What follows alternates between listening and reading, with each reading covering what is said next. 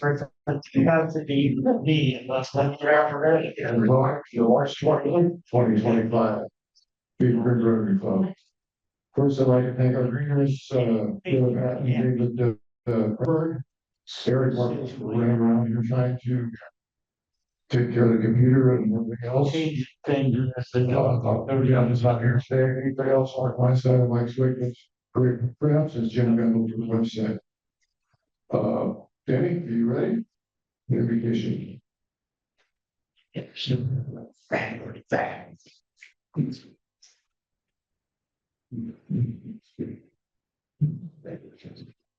Well, good afternoon. Would you please join me in prayer? For our friends, couldn't find a fellow, especially the fellowship Rotary. We give our sincere thanks. May these tokens of your bounty nourish our physical body in preparation for the challenges that are ours in Rotary. Keep us always mindful of the needs of others and keep us always attuned to our calling in Rotary. Ask these things in your holy name. Amen. Amen. Thank you, Danny. Secretary's report, Joe Jenkins. Yeah, so we're at right around 60% today. We have a couple of guests. Brian, you want to go first? Yes, this being spring break for the kids, I have two of my great grandchildren with me, Molly. Hi, Molly. And Drew. Right. I've got a guest here, Katie Llewellyn holds a number of roles. She is the communications manager and the clerk of council for the Riverside City Council, and she is the president-elect of the Mountain Valley Military Affairs Association. So she'll replace me next year. As I move on. Well, Shannon has a guest. I've got a happy year with me today.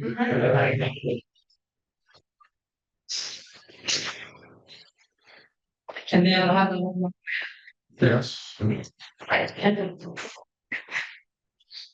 All right.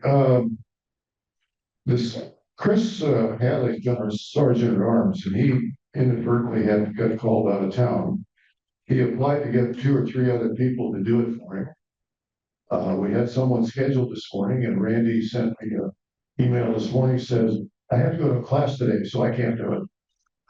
So guess who you get? I get me. Today is Friday, March 28th, the 87th day of 2025. There's only 278 days left of this year. And it won't be long, it'll be the 278th day with 87 days left. So it's quick, amazing how quick it goes.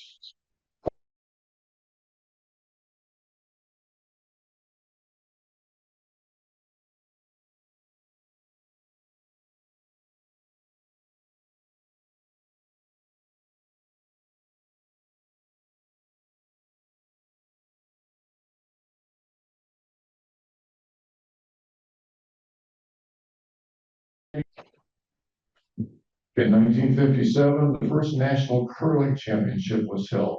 Why? I don't know. And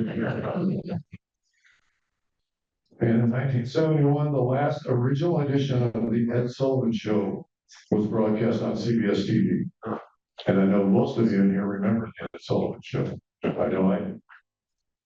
In 1979, America's worst commercial nuclear accident occurred with a partial meltdown inside Unit 2 reactor at the 3 Mile Island near Middletown, Pennsylvania.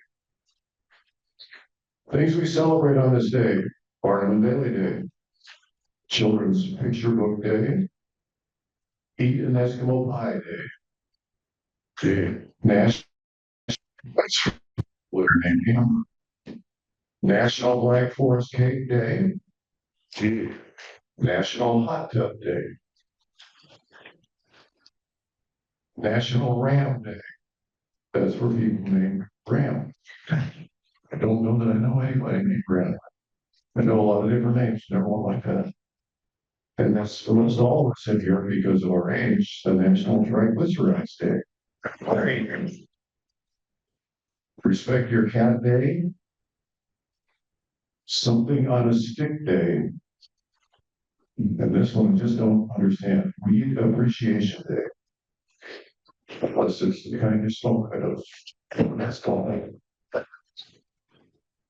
That is a quick list of things we celebrate this upcoming week. Saturday is National Smoke and Mirrors Day. Sunday is Pretzel Day. Monday is remedies from high school, National Bunsen Burner Day. Tuesday. Anybody know what Tuesday is? Tuesday. And then Wednesday, to follow that up, is International Fact Checking Day. And then Thursday is National Burrito Day.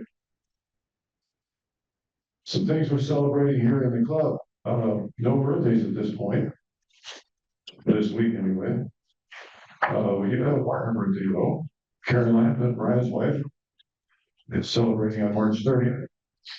Member anniversaries in the club, David Brandenburg, 3 years. And Jack Henderson, 33 years. That's good to see you.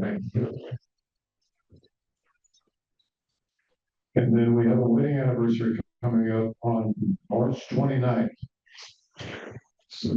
That's Shannon Graham and his wife Brenda. That sounds familiar.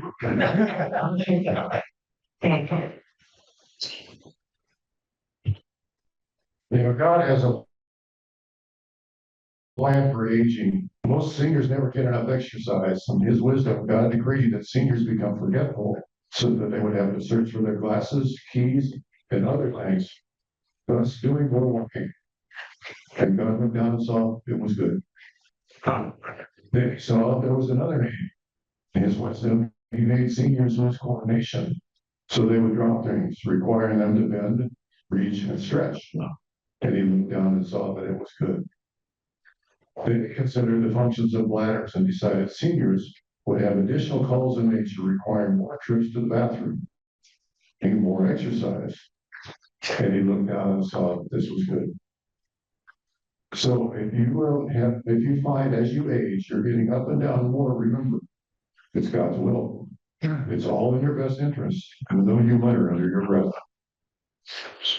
There's 9 important facts to remember as we grow older. Number 9, death is the #1 killer in the world. Number 8, life is sexually transmitted. Number 7, good health is merely the slowest possible rate at which one can die. Right. Number 6, men have 2 motivations, hunger and hanky-panky, and they can't tell them apart. If you see a gleam in his eye, just make him a sandwich. Give a person a fish and you feed them for a day. Teach a person to use the internet and they won't bother you for weeks, months, or even years. Number 3, all of us could take a lesson from the weather. It pays no attention to criticism. In the 1960s, people took acid to make the world look weird. Now the world is weird, and people take Prozac to make it normal. And the number 1, life is like a jar of jalapeno peppers. What you do today may have a burning issue for you tomorrow. And in recognition of our military speaker today, I came up with military jokes. And Ed, I apologize in advance. There's one that you may not like. What do soldiers do when they find a scorpion in their tent? In the Marines, they kill the scorpion. In the Army, they call their CO and report the presence of the scorpion. In the Air Force, he calls the front desk and asks why there's a tent in his room. And the Navy wonders what a tent and a scorpion are. The officer calls a young soldier to attention, scolding him for not attending camouflage training that morning. Thank you, sir, said the soldier. What does Army mean to you? A recruiter misled you. The drill sergeant had just chewed out one of his cadets, and he was walking away. He turned to the cadet and said, I guess one you'll come and dance on my grave. The cadet replied, "Not me, Sarge. No, sir. I promised myself when I got out of the Army, I'd never stand in another line."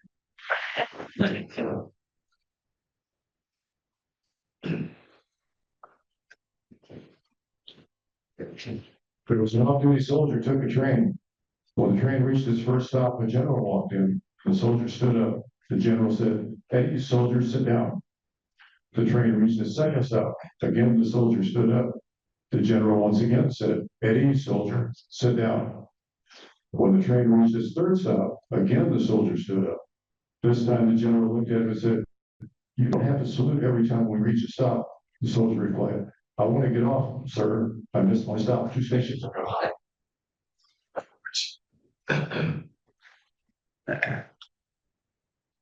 Then there was men joined the military.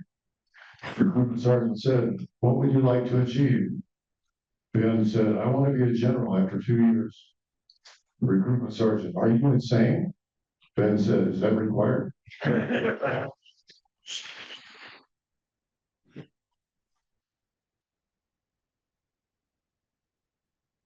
During training exercise, the lieutenant who was driving down a muddy back road encountered another car stuck in the mud with a red-faced colonel at the wheel.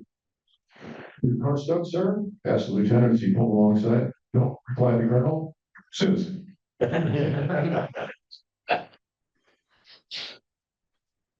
After 25 years, General Green retired from the Army to fulfill his dream of bird hunting in his spare time. He got a new hunting dog and called it Sarge. The dog was incredible at pointing.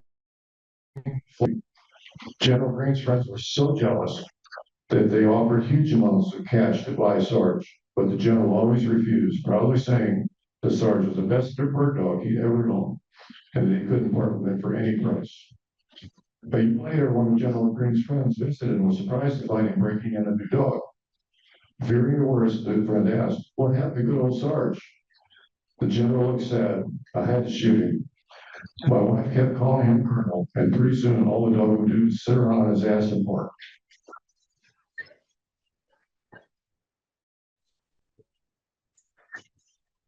The next time, so if you're not wearing a badge, that's $1.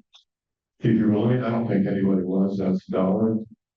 If you had to need to call on the fine men and women of the PFD, that's $1. That's fire department. If you're currently winning your March Madness bracket, that'll be $1. If you've got a flawless bracket, that'll be $5. And if you want a hot tub, since it's National Hot Tub Day, that'll be $1. Yeah, I think with that, it's time for happy notes. Well, who's happy out there? So I got a chance to see Jerry Pfeiffer. He came to my office today. He's walking with a walker, but in great spirits. He looked great. And after we took an Uber to my office, and then after we finished, he walked down to Cherry House Cafe for breakfast. It's great. Anyone else? Well, we're a very happy group today. Do one. Hello, everyone. It's good to see everyone again. My wife and I are back. I would like to thank Colonel Pond and his wonderful team that he has out at Bright Path. My wife, recent cancer survivor, and we just want to thank the base for the great care that she received at the hospital, as well as the cancer center there. We're forever grateful, and so thank you. Thank you. Chad? So where's Greta at? Greta, stand up. Jay, stand up. Abby, stand up. I want a round of applause for these guys. They were out at Ryle all weekend, last weekend. Amazing job. Success story again. The kids came. They looked at each other like their heads were on fire. By the end of the weekend, they were hugging and crying and didn't want to leave. So those are kids from Cincinnati all the way up to Bell Fountain. And so our whole district was represented, and it was really a wonderful event. Had good weather. Greta is talking about taking over the program. So she had a shadow this year. She had a lot of amazing ideas. If you haven't got to know Greta, she's a great person. You guys need to talk to Greta. She's good people. And you guys know Jane and Abby. Round of applause. Thank you. Our free zone. The dollars since Shannon wants to do on board. Shannon has that Ryla camp running like a well-oiled machine. If it was anybody else, there's no way I would have the courage to say, I'll take over, but you can literally step in, it's already running. So good job, Shannon. And thank you for being here. Yeah, thank you guys for doing that. That's a huge event and I know the kids really get a lot out of it. We're happy, but you had just mentioned give a dollar, BSD hasn't. Last year, my granddaughter Molly blew off her knee during gym class, knee.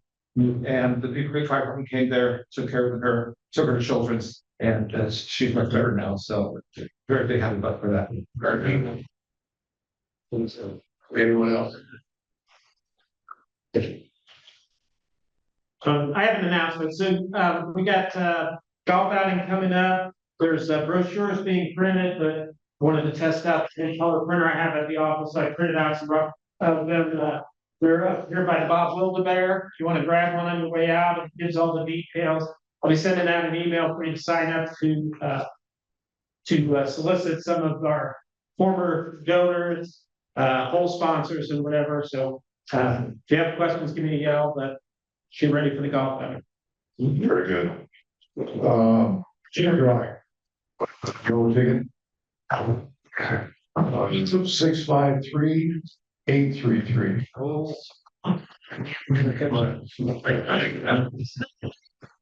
Half the proceeds of this go to our Christmas basket program, and we are looking for the 10 of clubs.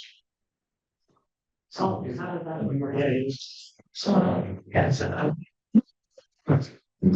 How many joke on things about? Yeah. My room is. For the announcements. So there's a clipboard going around about Rotary Day of Service, which is April 26th, where every club in our district is doing some kind of activity, service project out in their individual communities. We also have an opportunity on the 21st to work with the Park District to get Dominic Lupino Park geared up and ready for the event that's actually going to happen on the 26th. So we need people on the 21st, and then if you want to help out on the 26th as well, great. And try to sign up for that. It's up for a lot of fun. A lot of kids show up there. And 200 or more. So. Go ahead. There are flyers on your table for Outstanding Community Service Award if you want to nominate someone. So please consider doing that, and we need the nominations by next Friday. Very good. Anyone else? Sandy? At next Friday's meeting, Paula Beard from Parish Square is going to be here, and she's going to have an array of sportswear that she can provide for you that has the Rotary branding on it. She'll bring some samples. She's already given me a whole list of a variety of items that will be for sale. So bring your credit cards, bring cash. She'll take any form of payment. So that's it. You ready to order? Are we allowed to charge there? Huh? There's That's the choice. That's up to Eric. Yeah, also like back with Founder's Day, I think you have perfect attendance for the year. Check with Joe Jenkins to make sure that you got everything recorded. What's the date for that? Right now it's May 9th. That's assuming we can get the location to have it. We won't be able to use this facility here. They've got a big golf outing going. Looking at doing is using one of Kohler's places, which is up here. Pentagon Bowl. It's off Pentagon Boulevard. It's where Synergy is. Didn't we book this club a year in advance? Apparently not. So, but it's close. And this is 8/29, No, May 9th. Very nice. 8/9. We also have the district gala coming up at the Air Force Museum on April 25th. If you want to go to that, just go to DAC TV and sign up. And we've covered Founder's Day and everything, and we do have this working now, Eric. I think so. Okay, good. It's my honor to introduce Colonel Travis Pond, the Deputy Commander of the 88th Air Base Wing. at Wright-Patterson Air Force Base to talk with us today. The 80th Air Base Wing is the largest in the Air Force, supporting over 38,000 military and civilian personnel and overseeing crucial operations, including a major acquisition center and the world's largest military museum. Bond joined the Air Force through the RTC program after graduating magna cum laude from the Transylvania University in Kentucky. His extensive career has included key roles as a contracting officer, including command tours at Whiteman Air Force Base, Defense Contract Management Agency in Seattle. He has also led major projects exceeding $1 billion and deployed multiple times to various operational roles around the globe. With an impressive academic background, including a master's in business and a master's in military art and science, Colonel Pond exemplifies the dedication and leadership within the Air Force. Please join me in welcoming Colonel Travis Pond.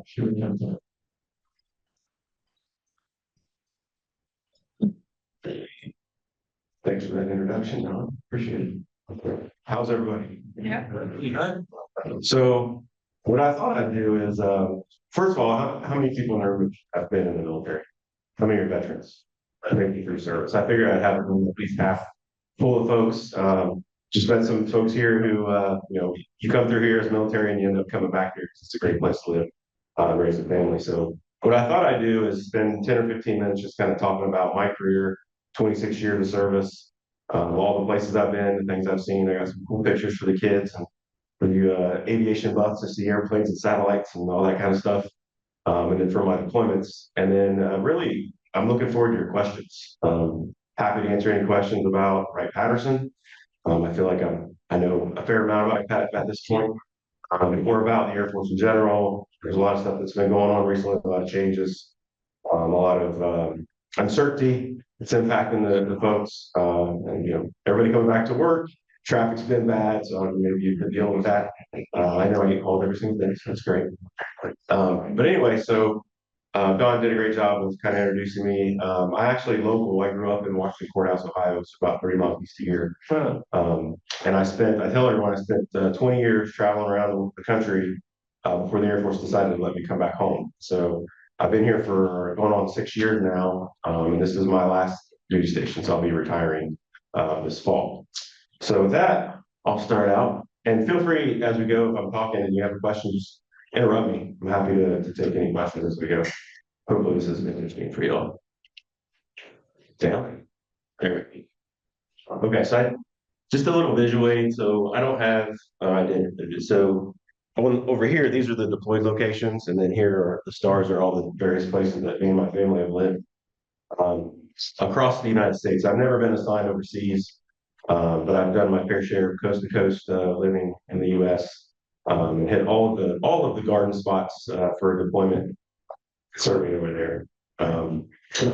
My 19-year-old is a freshman at Miami now. She went to she lived in 7 different places and went to 8 different schools when she landed in Ohio to finish her high school career. So that just tells you, the burden that it puts on the families, all the moving around, all the stuff that's going on, and timing of all that. So she's a well-adjusted kid, super social, and I think that's because she's lived in so many different places and had so many different experiences.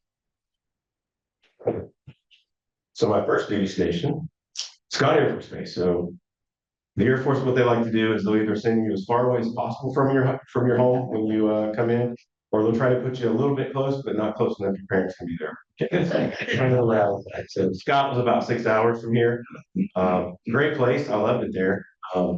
Many of you might know Scott is the home of Air Mobility Command and also United States Transportation Command. So multi-MAGCOM, COCOM location. So very, very important strategic base. And my background, my career field is contracting. So I came in as a brand new second lieutenant at Butterbar and started learning how to be a contracting officer in the Air Force. When I was there, September 11th happened, obviously. Really changed things for everyone. But that was a great assignment, a great welcome to the Air Force. I have mentors there to this day that I talk to and that have attended my promotion ceremonies over time and stay in touch with. The highlight there, I think, so as a brand new second lieutenant, you barely know how to spell your name, usually don't know how to do your job. And so you rely on the senior NCOs and the NCOs to really teach you, non-commissioned officers, sorry, NCOs. If I use an acronym, you'll know, please stop. Anyway, those are the folks that are the experts, right? They're the ones that are in the weeds doing the work every day, take the young lieutenants under their wing and educate them. And so I was fortunate there to have several good mentors, and I finished that assignment, getting an opportunity that most lieutenants don't. I was the flight chief for the construction flight. So, do several $1 million worth of construction projects across the entire base. And I was in charge of that, my last job there before I left. So that was 3 years. So 2002, we go on to Eglin Air Force Base. So single guy, still not married, get to go live on the beach. What a great opportunity there. So what you see here, you got a F-15EX, so the new variant of the F-15, right? So F-15's been around for 40 years. And instead of buying more F-22s, which cost several $100 million, or F-35s, we decided to do a variant of the F-15 that provides more capability at a much lower cost. So what they do down at Eglin, there's test ranges, the largest test range in the world, which is the Gulf of America, right? For the most part, as well as a bunch of rural, kind of swampy land down there. But anyway, so another great assignment. Got to spend time on the beach and hone my skills. I did that's the first tour in what you call a program office, where you're doing larger scale acquisition. So at Eglin, primarily they're into weapons. So we buy bombs, missiles, things like that. It's also home to a lot of research and development. So if anyone's seen the next one. Yes, there we go. So the mother of all bombs, 22,000-pound bomb that we developed in a couple months out there. The Air Force Research Lab has an attachment there that focuses on weapons, and they developed this in short order, basically as a threat. So it was developed to kind of put Saddam Hussein on notice that we could get at anything in his country on a moment's notice. Never actually used one in combat, but we developed it. So it's still the largest munition ever developed in the world, conventional, non-nuclear. So that was pretty cool. So I was involved in the big program I was involved in was the small diameter bombs you see on the left-hand side over here. That's a 250-pound glide bomb. So it launches off of the aircraft, wings come out. You can see the wings as it's dropping down there. And it can either detonate above the item and spread destruction, or it can impact, embed, and then explode that way. So really cool munition at the time. It was very cutting edge. So I was fortunate enough to work in that program office. That was great. And those are widely in use today. We send them to Ukraine. Ukraine, they're using them. And now it's sent off of UAVs. So very, very successful munition, probably second only to the JDAM, which you probably all heard of, Joint Direct Attack Munition, which is basically you take a really dumb bomb, and then you have a smart tail kit that you put on it that gives it precision guidance to go to targets. So anyways, that's where I learned about munition.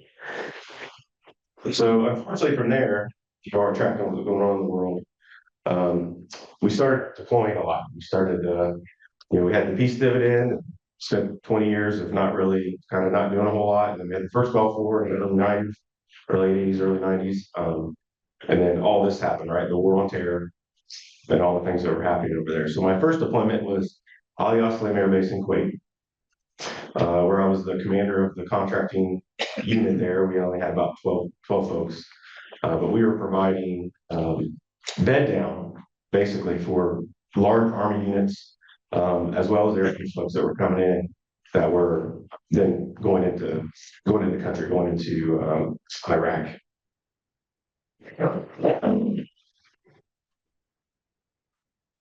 Interesting to see Kuwait there at that time. So if you'll remember, Saddam invaded Kuwait, right? First Gulf War. And so you would drive around and there's still tank shell holes and road signs and unexploded ordnance. There's stuff everywhere because it was never cleaned up. And actually on the base, there's a story where, Saddam had come over and he took over Ali Aslam Air Base. and lined up the officers that hadn't escaped and shot them. And so there's a wall that was still there in the building. You could go see where Saddam had come in and done that. So, really scarred, obviously, the Kuwaitis, and so they were happy to have us there and bed us down so we could go after Saddam. All right, and then but I go from that, I go back to England, right? I go back to the beach. Happen to get married right after that. And then shortly after that, I go to Kandahar, Afghanistan. So if there's any place that I would not recommend going, Afghanistan is that place. We take a lot of things for granted here, like running water, plumbing, electricity. We were in buildings that had never had any of that. And we basically built a base from scratch next to an airstrip. So once the Air Force Navy we use runways. So we had a decrepit runway that we basically took over and rebuilt. And then we built a giant camp for all of our troops.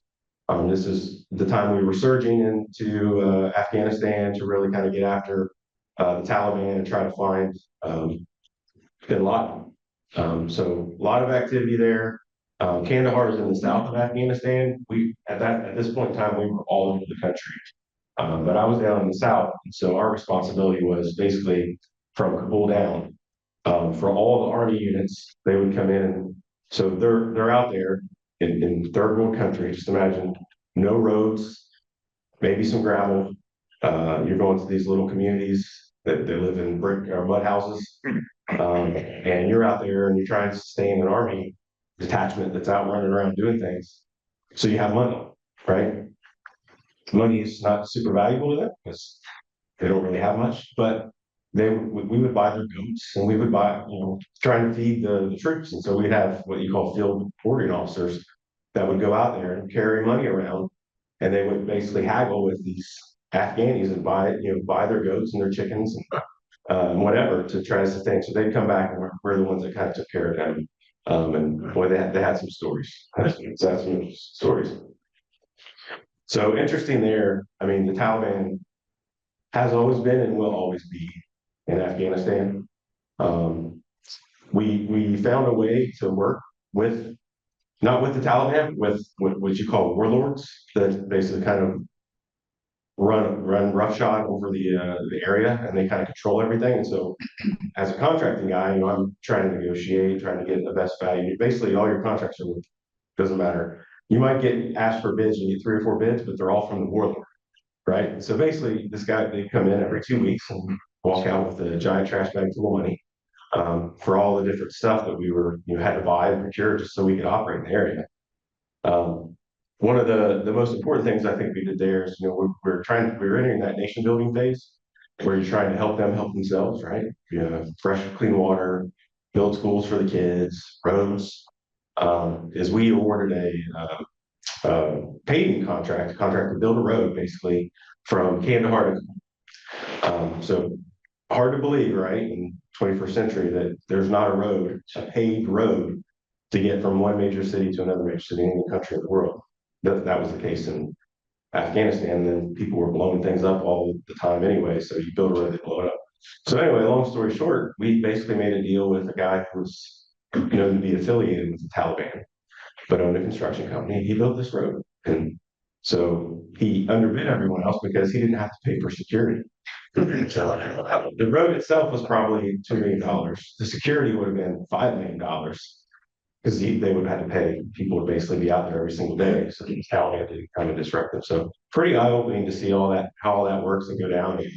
I don't say I agree with it, but it is what it was, and we had no other option but to get the job done. So very, very interesting 4 months spent in Afghanistan. And then after that, coolest assignment I had in the Air Force, the National Reconnaissance Office. So everybody knows what the NRO does, Nation Spy Satellites. So they're in Chantilly, Virginia. You can see there. So great story here. Back in the 80s, the budgets for this type of stuff was classified. It was black, right? So nobody knew what the money was for, and nobody knew how the money was spent. And so the NRO decided they needed a headquarters.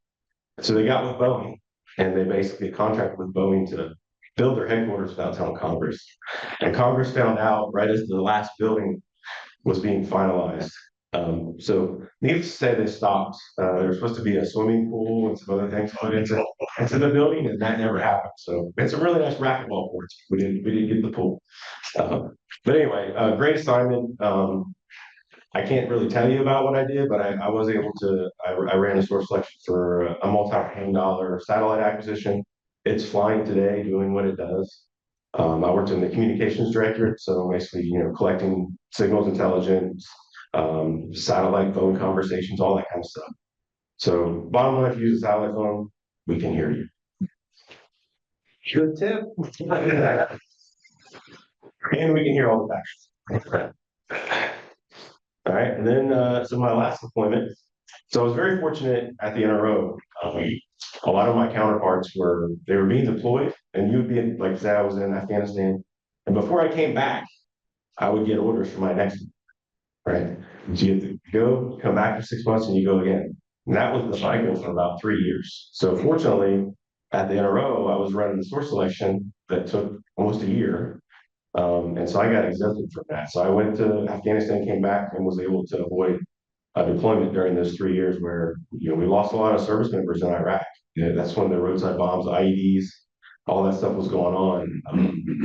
So lost a lot of folks. Fortunately, I was able to avoid that, but I did end up having to go to Iraq. Very interesting place, Iraq. Here's a picture of me in Al Palace. So that's Al Palace up there. One of Saddam's palaces. You probably can't read this, but basically, they're very proud people. So whenever the Iran-Iraq War in 1979, 1980, Iraq, Saddam, that was his big claim to fame, was that he repelled the Persians, and it won. Like, they go back, centuries of conflict between the different religions over there. And so he had this palace built, his palace, so opulent, right, inside. That's his chair I'm sitting in over there.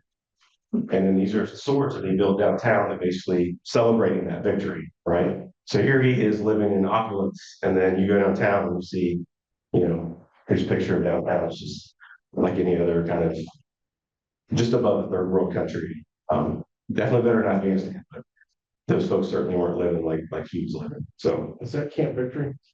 that is Camp Victory. Yep. What, Yeah, go ahead. why isn't the NRO under Space Command rather than the Air Force? Well, so Space Force didn't exist until a few years ago, right? Okay, But the NRO was created to basically fuse together not only the military satellite operations, but like the National Geospatial Agency and other intelligence organizations also have a need for satellites. So the NRO was kind of that function to bring them together. So the NRO is staffed by CIA personnel and Air Force personnel.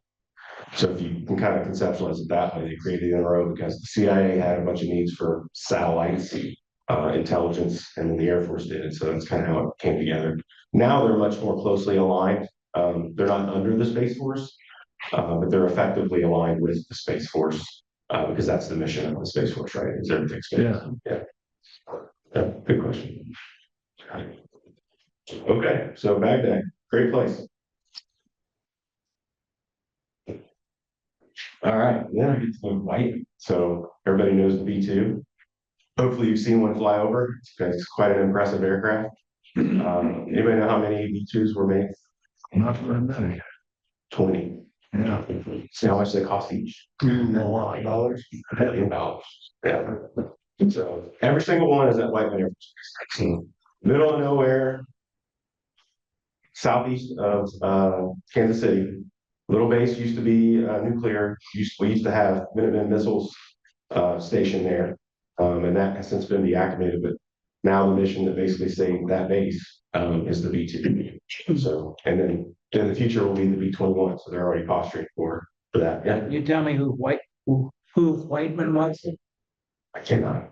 He was the first pilot shot down in World War II. He was Okay. one of two planes got off the ground at in Pearl Harbor, and he got shot down and killed. And he's my nanny's uncle. Well, there you go. Worthless information. Yeah. Every base has a story, right? So anyway, so this is my first squadron, right? You come up. I was a major at that point, and the next thing for you to do is go be a commander, right? To lead an organization. So I was a commander, we had about 35 folks in the contracting squadron, basically taking care of the entire base. It's a nuclear mission base, so there are nuclear weapons at Whiteman Air Force Base. It's not a secret. And so security very tight. The defenders there, security force, the guys are wound very tight. I mean, they've got a lot of responsibility burden putting on 18, 19-year-old kids to guard nuclear weapons. So very interesting assignment. Unfortunately, I was only there for a year because I got selected for school while I was there. So there's very few things that will get you out of the squadron command tour, but school is one of them. So with the White, I got to see the B2, and then I went to Maxwell. So Air Command and Staff College is the intermediate level of education for military officers at Maxwell Air Force Base. So it's a year of basically studying, writing papers, research, thinking about strategy, and all that stuff. It's also a pretty good time to kind of spend time with family, take your foot off the throttle a little bit and rest, because they come after you right after you finish this.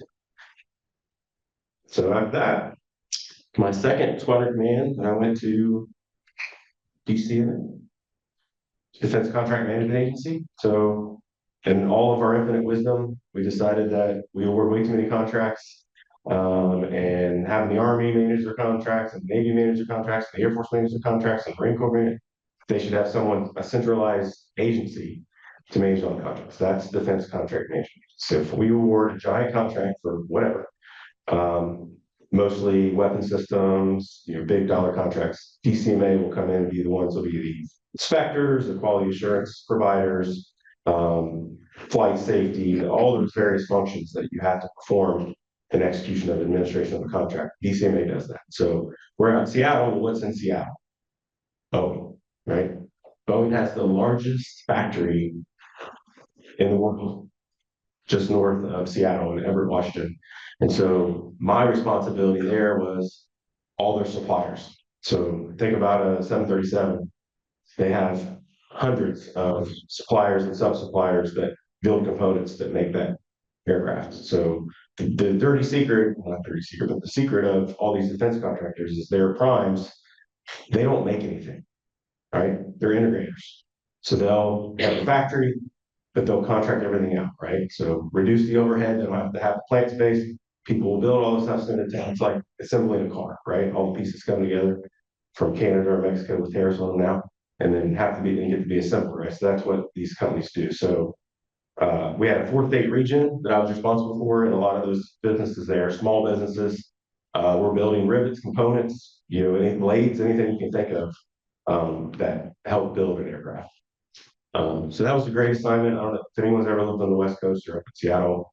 It's beautiful there. You get used to the rain. It rains all the time, but it's just, drizzle. But a great time for me and my family at the ages my kids were at to get outside and enjoy the area there. All right. And then, so I talked about the NRO, which is in the National Capital Region, unfortunately. Pentagon is also obviously there. And I always tell people I love the Pentagon if they can move it out to the middle of Nebraska somewhere, right? To get away from all the traffic and all the nonsense in the DC. So, but anyway, great assignment at the Pentagon. I was at Air Force contracting headquarters for the Air Force. Did 2 years there, enjoying the 2-hour commutes and everything is to do. It's a cool building. There's the largest office building in the world is the Pentagon. It's a cool place to work, but it takes a toll on you for sure. Oh, I put the DOD. Anyway, so from there I went to the DOD Inspector General's office, which is down the road. That's a joint assignment, and so kind of a block check that you need to do to make colonel is do a job that's joint, right? Something that involves the Army, the Marines, the Navy, the Air Force, all together. So I did that at the DOD Inspector General's office. I had to take a bunch of trips and do reviews and assessments of contracts, programs. Use your imagination. Inspector General, right? That's what they do. So did that, and then it was time to start thinking about what's next, right? So I was at 20 years, was in line to probably make colonel, so I was able to call up my career field and say, hey, I've really been telling you I want to go to Red Pat for a while, so you think you could make that happen?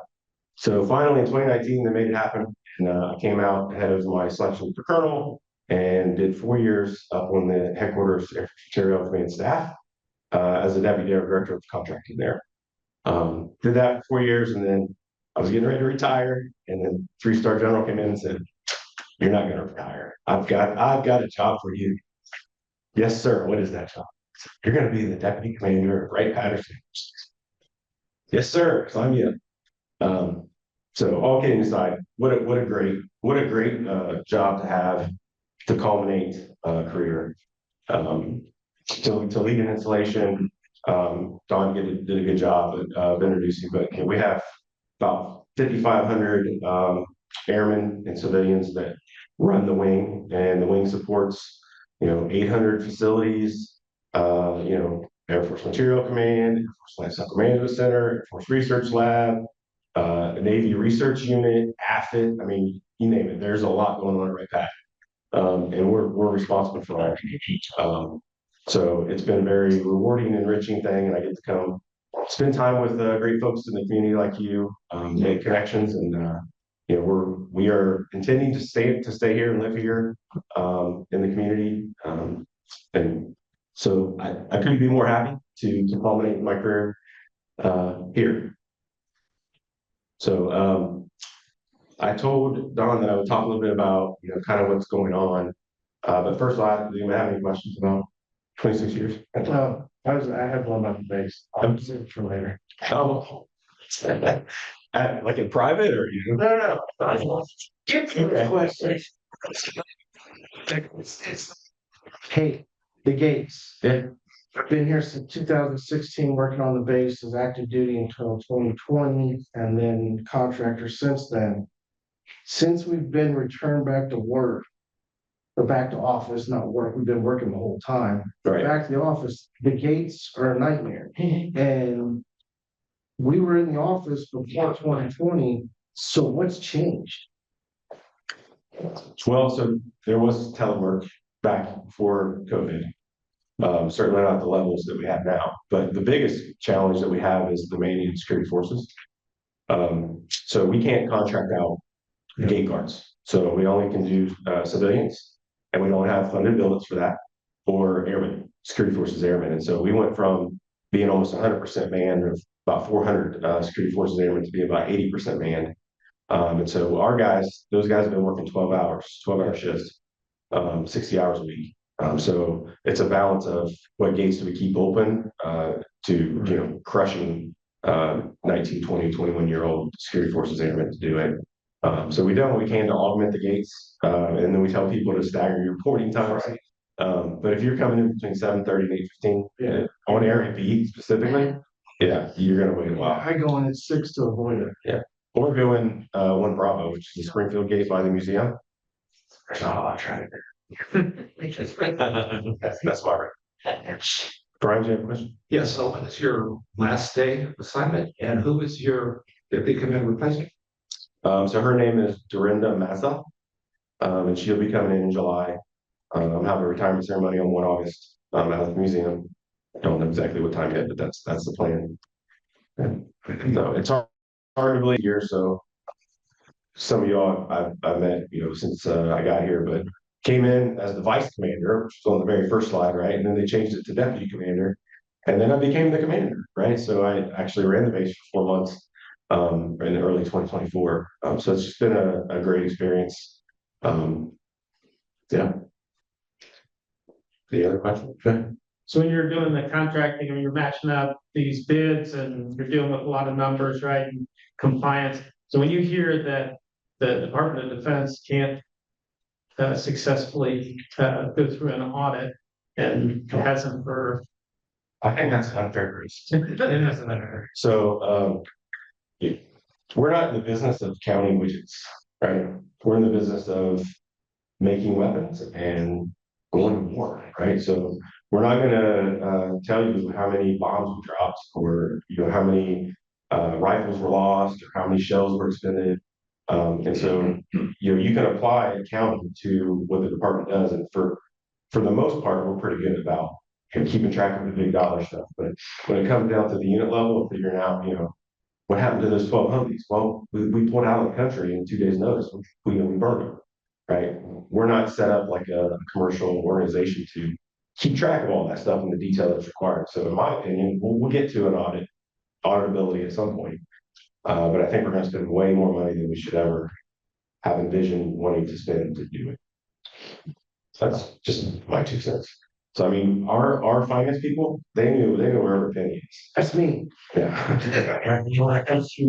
Contracts that we're doing and the budgets that we have to work with, we spend every penny. We know where every penny is. But when you roll that up, the Department of Defense, the largest corporation in the world, across 100 countries, the scale and scope of that, there's no comparison in the commercial sector. And so when you bring in auditors and accounting firms that are used to dealing with Walmart, and Amazon, it's not the same volume. So it's a great question. So when I was at the DoDIG, that was our responsibility. We had the audit. So I know how much money we spent paying auditors to audit all the departments within DoD. So at some point we'll get to something that resembles auditability, but I don't think we'll ever get to the way big companies themselves. Yeah.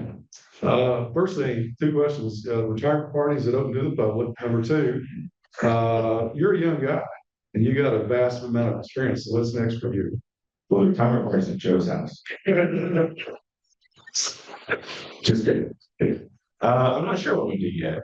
Like I said, I think I want to stay here. I mean, the obvious path for someone with my background is to go either become a civilian and do contracting or go work for industry and do contracting. But I'm not sure I want to do that. I think my eyes have been open to stuff in the community and I can do good, parlay my experience, leading the base in the community to do some other things. So, but if you see me walking around the base in a few years, you'll know that none of that worked out. No, I mean, those are all great opportunities and I'm blessed to have more than one opportunity out there. But right now, I'm just trying to get on the glide slope and take some time off. Yes, sir. Well, We're looking for a Rotary Club president here and, well, I don't know. I don't. Just to give you some support. There's gonna be a mess to clean up. I think. Yeah, we need a 2028. Just kidding, guy. Any questions about like current events or? I just appreciate your candor. We've had a lot of people in here in your same position and they're a little more tight-lipped. It's nice to kind of hear what your career path was. I appreciate it. Thank you. Yeah, absolutely. The pilots of the 88, a lot of them are reserved. Yeah, so the only flying unit at the base is the 445th, which is a reserve airlift unit, when they have C-17s, cargo plane. So there's no active duty flying mission ever at that. Yeah. Was Mayor correct that this is the largest Air Force base in the United States?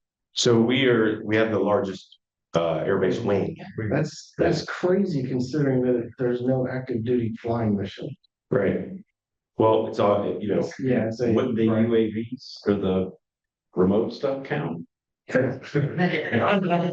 well, all we have that is the FRLs that test type things. Now you go to Springfield, they acquired a G9 Predator mission.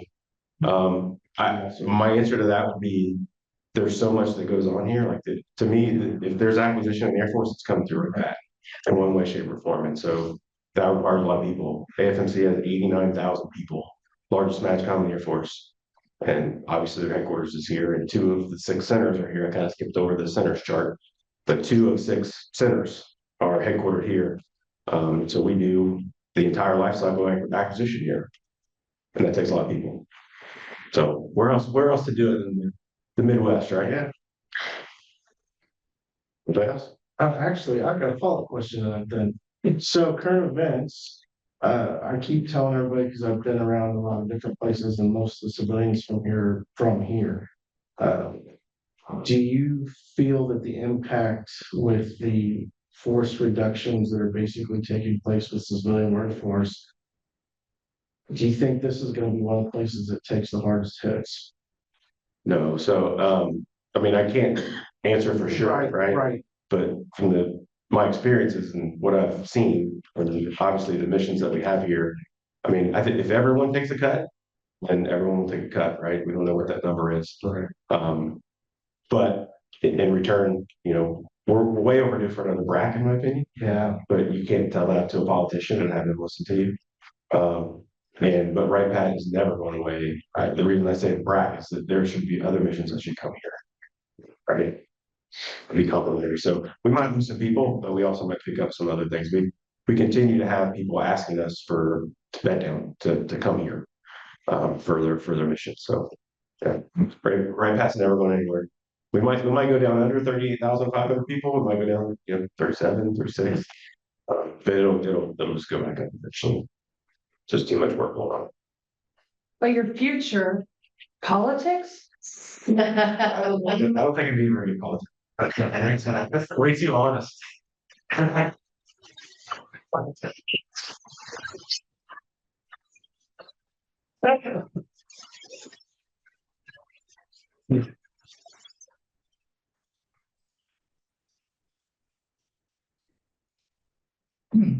When you were in Baghdad, in communications, you get to meet Baghdad Bob? No. Some of you here remember Baghdad Bob, don't you? Surely the guy that was the mouthpiece for Saddam told all those lies. It was amazing. But then they're videoing him like telling a lie and what he's lying about is going on right behind him. Yeah. Really good. As always, we donate a book to the library. Thank you, Beth, for this.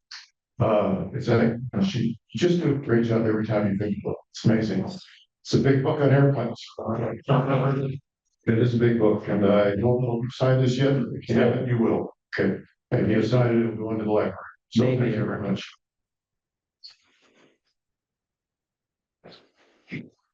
Next week's meeting, we have Carl Cologne from the Green County Library, Executive Director, coming in to speak about some things I really important. It's made a nice library celebration was ran Dwayne the other day. I found out some things about the library I didn't know. So I want him to come and talk to us about that. Some of the different activities that are going on there. So next week's readers, Pete Bales and Bob Kachoy. Keep an eye out for upcoming programs at beavercreekrotary.com and our Facebook page and anything else for the good of the club. Joel, please stand.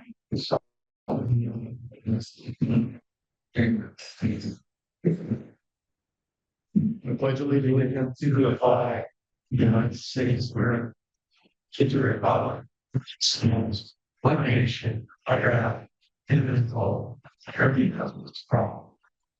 Let's together every weekend. Hey, there you go. I know. All right.